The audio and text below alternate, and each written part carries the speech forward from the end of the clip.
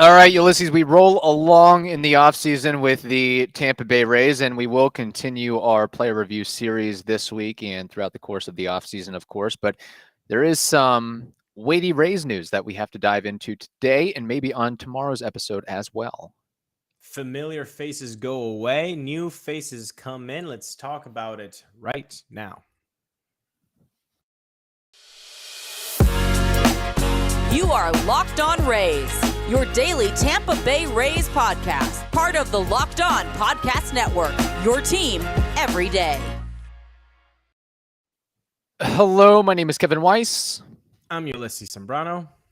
And we are the host of the Locked On Rays podcast, part of the Locked On Podcast Network. Be sure to follow us on Twitter and Instagram at Locked On Rays, and subscribe to that YouTube channel of ours as well, Locked On Rays. You can check it out there. And we are seeking voice memos, emails, just comments from the listeners out there, lockedonrays@gmail.com if you want to hit us up there.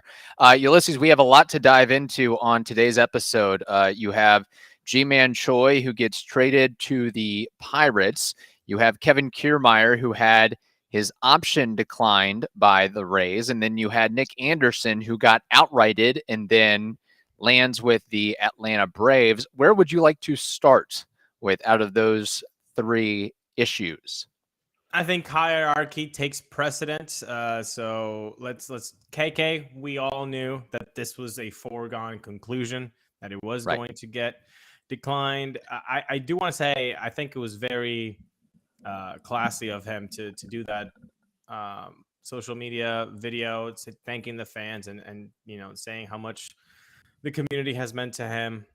It's crazy to think that this guy played like 10 years ago with the Rays. I mean, he's the missing cog. He's the missing link of that first wave of really good, successful Rays teams, and then the second wave. And of course, in the middle, there was the Brad Millers and Dana Evelins of Rays years, which are not fond years to think about, but he's the guy. Mm-hmm. And 10 years, man. It's people say, oh, well, so many people leave so quickly. Like, do they? I mean, not to get off track here, but Yandy's been here since 2019. Choi was here since 2019. Brendan Lau came up in 2018. Like, I know there's a lot of turnover, but I think people maximize that a lot with the Rays just because of how they operate. But other teams, the Houston Astros only have 5 guys from the 2017 team. Like, every team does this. There's a lot of turnover.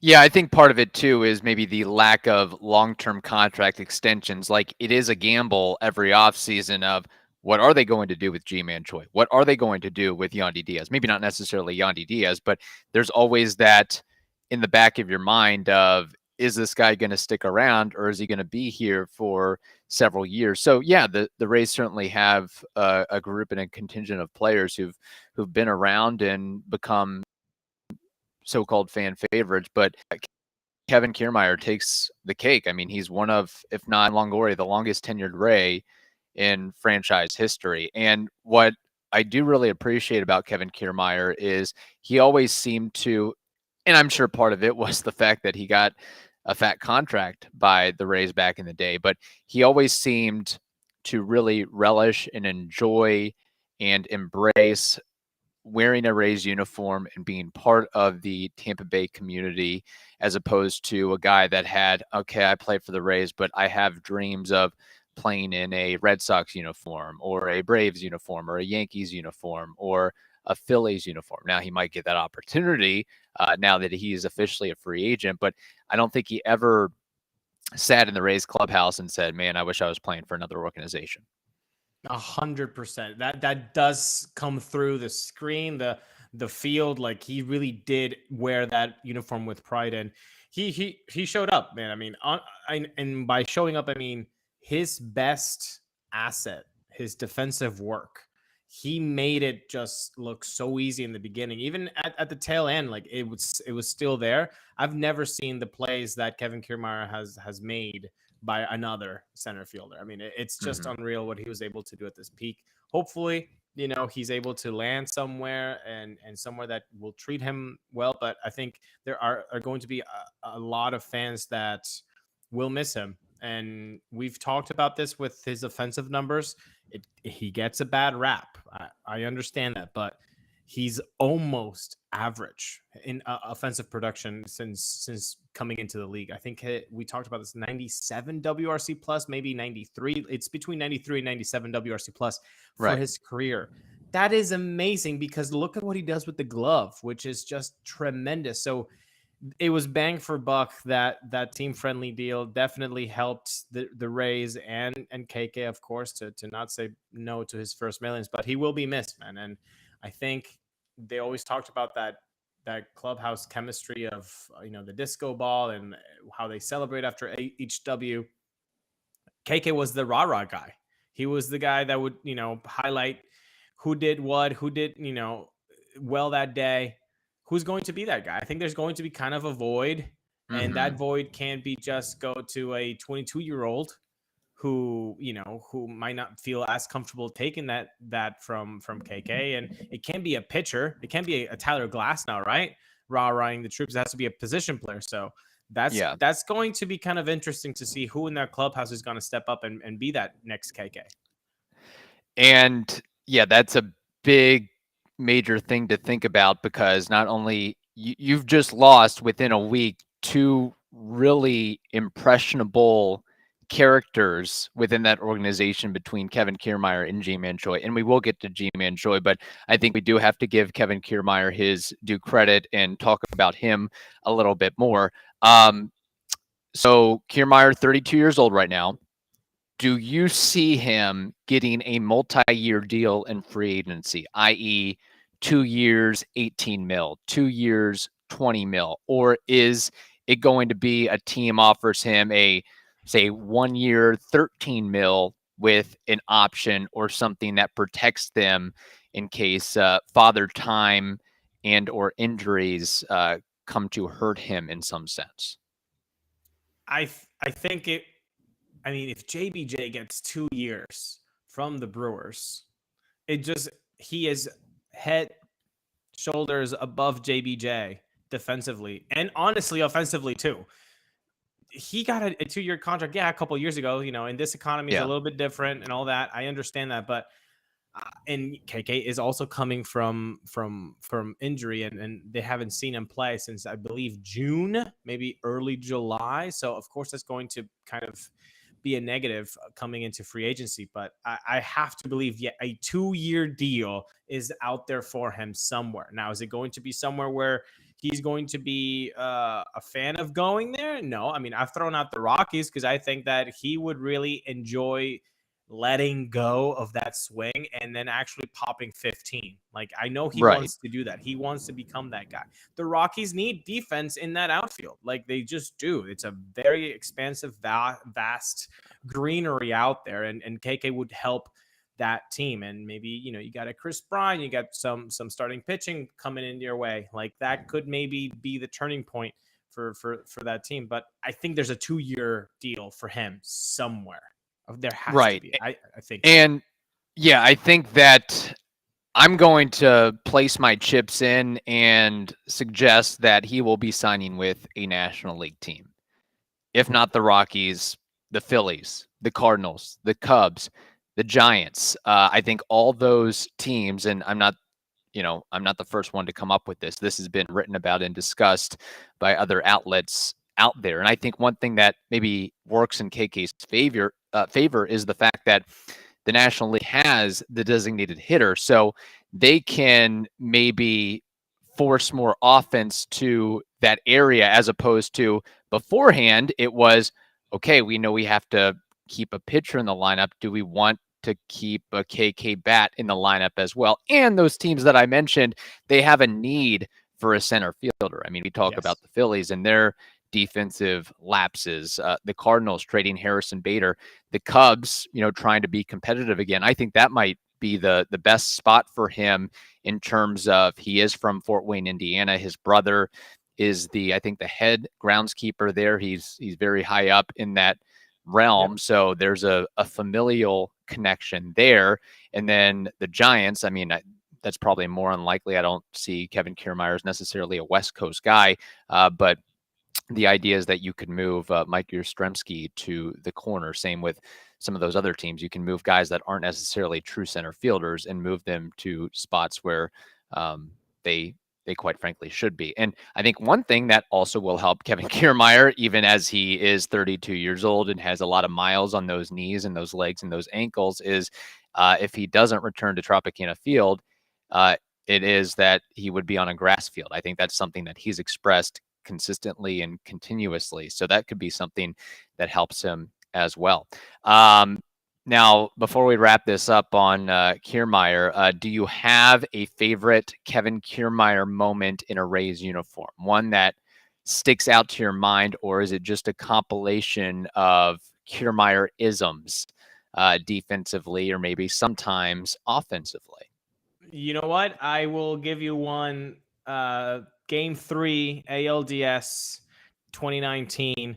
The Rays are down 0-2 in the series, and Tropicana Field just needs to get going. The yellow towels are going all over the place. People are screaming, and then there are 2 men on base. KK just connects, and it is a bomb. And I have never felt that raucous environment that loud in Tropicana Field like that home run. That home run was just incredible. So that's the best KK moment I've seen in offensively at the Trop. That's definitely it.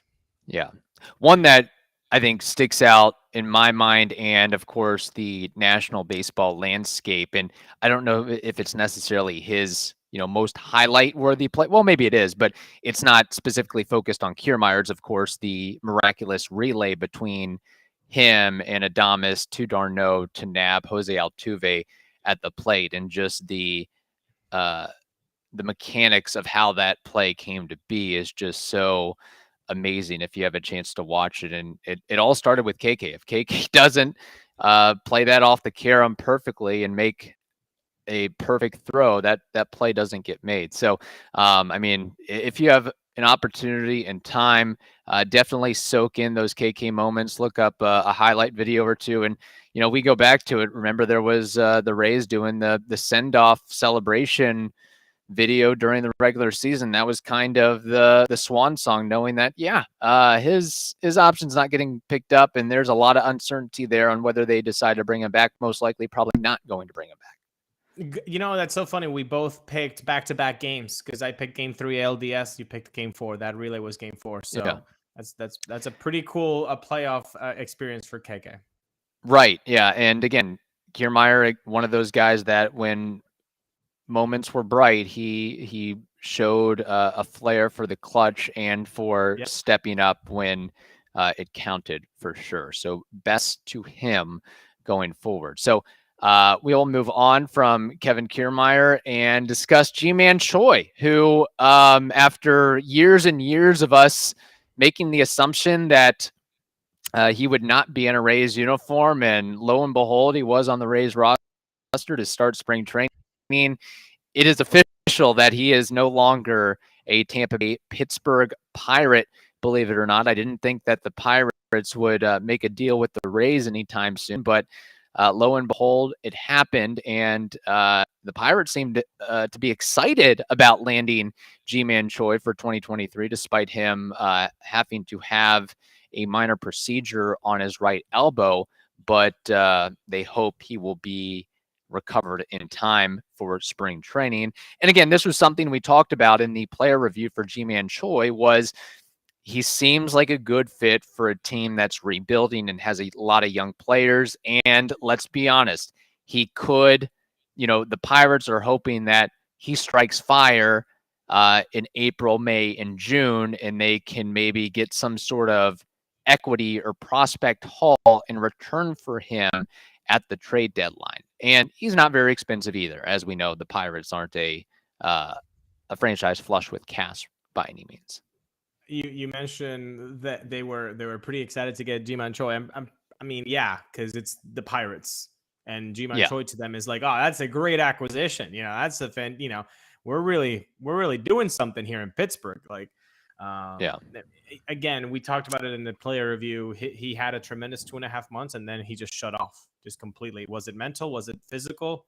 Was it a combination? Only he knows, and the team doctors. But it was just not going to happen, especially for that amount of money and the type of moves that the Rays need to make. Ji-Man is expendable.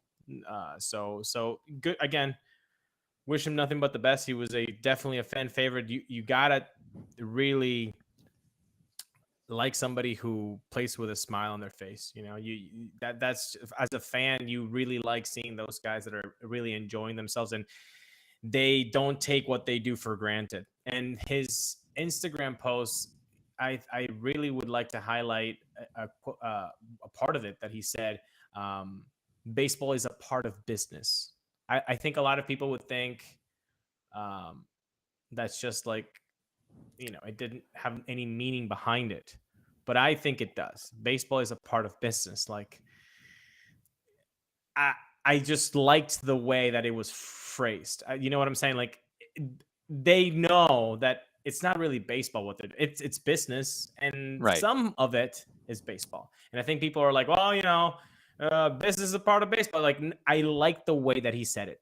Baseball is a part of business, which kind of speaks to why sometimes us as fans kind of feel let down about how CBA talks happen and owners fighting over pennies and having owners that don't want to spend money building a stadium, even though they're asking taxpayers to do so for them. I really loved that way that he phrased that baseball is a part of business. And I don't know if you also caught that or if you think it as interesting as I did, but I honed in on that and I was like, that was lovely.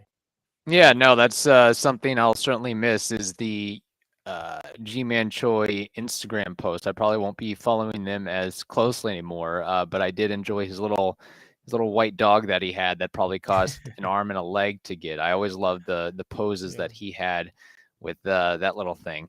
And let's also not forget, in trading Ji-Man Choi, the Rays acquired a minor league pitcher by the name of Sam Hartman, a 4th-round pick in 2020. So Pirates fans maybe being a little bit eerie in their thoughts of, hey, is this Sam Hartman kid going to turn out to be the next great reliever or whatnot for the Rays? It's certainly possible at some juncture, considering that 4th-round pick, that's pretty solid marker. So, but I think it could be several years before, if ever, we see him in a Rays uniform or a professional or MLB uniform, I should say, as well. So, and at least for the Pirates, I mean, I know it's Choi might be trade bait at the deadline, but at least they're going out and acquiring a veteran player who hope they have some sort of added value.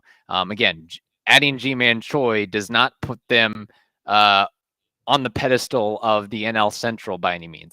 That's not going to. It might allow them to leapfrog the Cincinnati Reds, but it's not going to get them past the Chicago Cubs, Milwaukee Brewers, or St. Louis Cardinals. So, and it's funny, like, is Pittsburgh just taking the hand-me-downs of the Rays from Derek Shelton to Yoshi Tsutsugo? Not to say that Ji-Man Choi is a hand-me-down by any means, but it just seems like they're just trying to, pick and prod different areas of the Rays franchise. But it's not like, man, I don't know if I'm putting the look. I understand fans are maybe unhappy with the fact that Ji-Man Choi is no longer in a Rays uniform, but like you said, I think Ulises, he was expendable at this point in time. So it's not like we can be totally ticked off about this maneuver either. I think fans knew this was coming, though, especially because of such a long, prolonged slump that he was in, and the fact that there are quite a few attractive first base free agents, DHs that you're like, but wouldn't that look better if it wasn't Ji-Man? But going back to Hartman, he missed all of 2020 with TJ. So again, it's the Rays trying to get a lottery ticket and seeing, okay, fastball, curveball mix. Can we do something with this? And as I've said multiple times, and I will forever say it. It doesn't matter who that guy is and how many surgeries they have. If it's a pitcher, I am going to trust the Rays and say, you know what? He's got a better shot here in Tampa than in any other, club. I mean, maybe the Dodgers, maybe the Astros, but I mean, the Rays are up there, top that podium with how they are able to take anybody and just make them into all-star relievers. So I hopefully Hartman will be able to be that guy. But again, lottery ticket. In fact, I'm honestly surprised that a 4-round pick, yes, I know, Tommy John missed a whole year. I'm still surprised that Ji-Man Choi commanded a 4th-round pick with Tommy John, whatever you want, not so hot numbers, at least traditional ones in his small sample size in the minors. But I'm shocked that they actually got something like a lottery ticket, because if Corey Dickerson gets DFA'd, if CJ Cron gets DFA'd, like, I'm shocked that Ji-Man Choi, they actually found a lottery ticket for him. It makes me think, was there no lottery ticket for CJ Cron? Was there no lottery ticket for Corey Dickerson? Did somebody mess up in that front office and ran out of time and just had to bite the bullet? Like, what happened? Because if Ji-Man Choi gets a dancing partner, how do those two guys not get a dancing partner? One 30 home run in season, and the other one was an all-star, for God's sakes. Right. It really is amazing. Like, I would not have been surprised. Like, if they're willing to let those two guys go, they certainly would have, I thought, allowed Ji-Man Choi to go in the same fashion. And let me say this, I'm almost shocked that the Pirates would allow the Rays to acquire a pitcher from them in a deal like this, as opposed to a position player in low A or something like that, just because of, we know, the boondoggle of a trade that was several years ago. So it's interesting. Ji-Man Choi, I mean, at least for Pittsburgh, that you would think it brings some stability to the first base position. I mean, they had a carousel of guys that got starts at that position last year. Now, question for Ji-Man Choi and his possible production in 2023. Over under 240 batting average. Under. Over under 17 home runs. Under. Over under 60 RBIs. Under. Okay.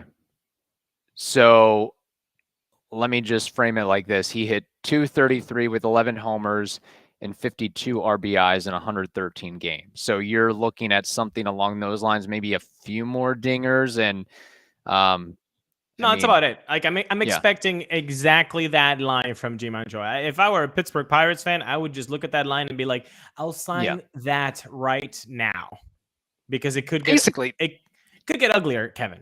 Yeah. That's Ji-Man Choi for you. Again, he's going to have multiple injured list stints. He'll give you 110, 120 games, and that's about what he's going to give you. It's be happy with a 730 OPS. If he's giving you a 730 OPS, sign that right now, Pittsburgh Pirates fans, because it could be worse. It's uninspiring, but there's worse options out there for sure. Yes. And the Pirates, again, credit to them for going international. They have signed several players from Korea over the years. So I think that probably made it a little bit more palatable for them of, hey, we understand how to handle, I mean, that's probably not the right word, but we've dealt with Korean players in the clubhouse, and they might have some sort of translator on call or somebody on staff who can take that in and work with Ji-Man Choi going forward. So we'll see what happens with him, and best of luck to him going forward. We did not have time on this episode to get to Nick Anderson landing with the Atlanta Braves. We'll probably have to save that for Tuesday's episode. But in the meantime, thank you for making the Locked On Rays podcast your very first listen every day. Now make your second listen the Locked On Sports Today podcast. That is also free and available on all platforms. Hope you all have a wonderful day. Stay safe, and we will talk to you tomorrow.